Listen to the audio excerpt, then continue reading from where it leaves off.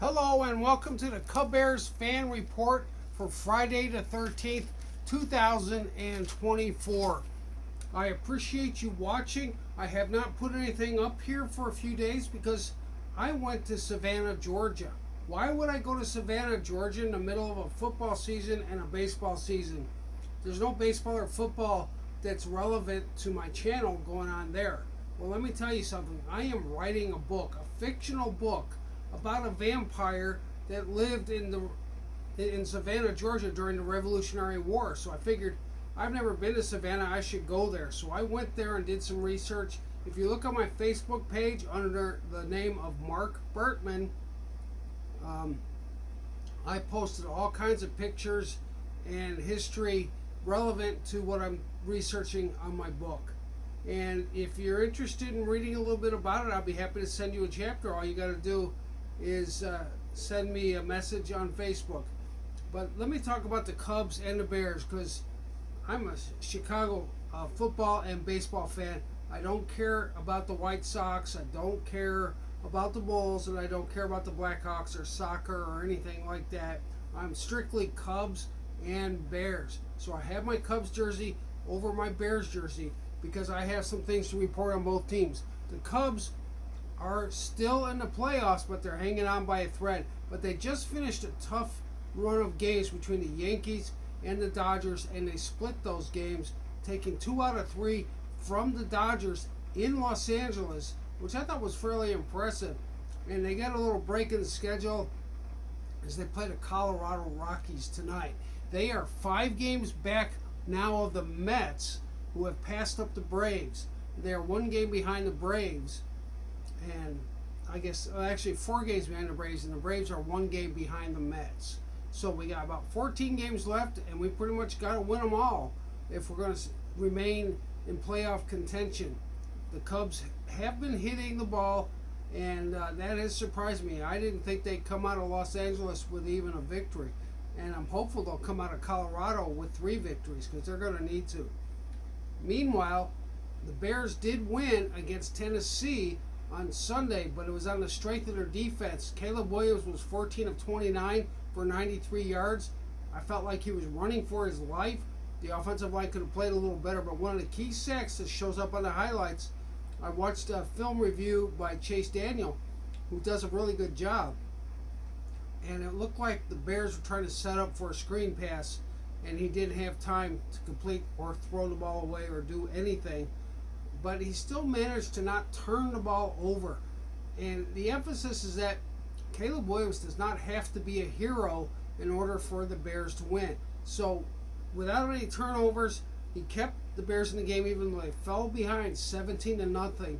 He was rescued by the defense and the special teams. On special teams, Velus Jones basically fumbled or dropped the kickoff and kicked it right to Tennessee, but he stayed in the game, still advancing the ball on some running plays for the offense, and so Matt Eberflus complimented him on his resilience.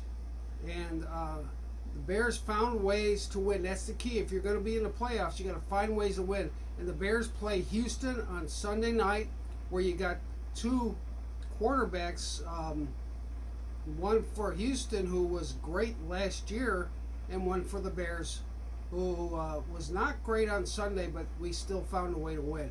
That's the key.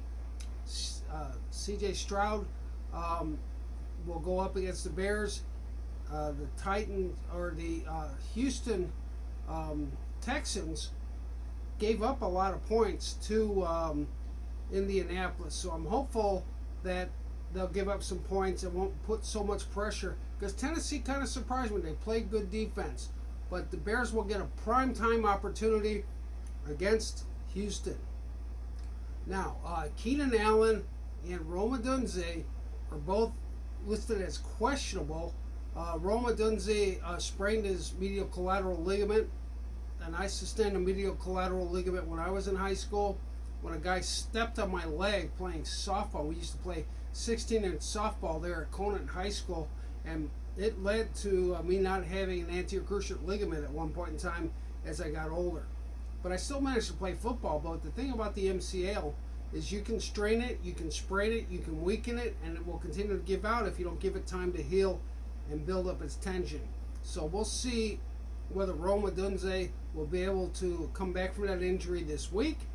He'll be a game time decision, I assume.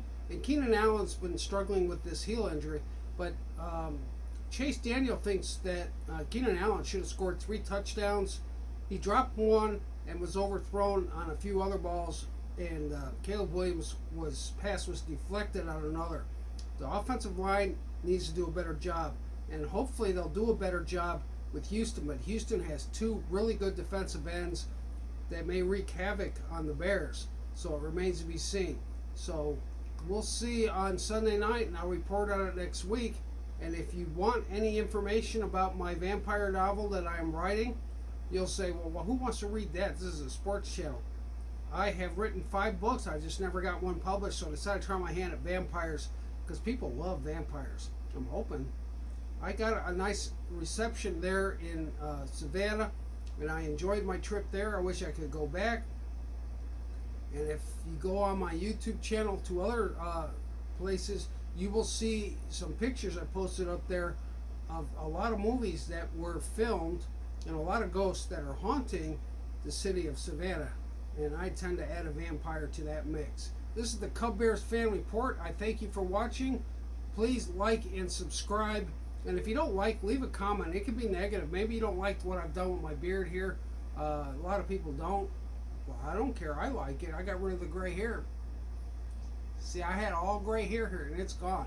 This is the Cubbears Fan Report. Please like and subscribe. I'll be out tonight at table 127 doing karaoke with Gail Muhlenbeck and her husband Carl.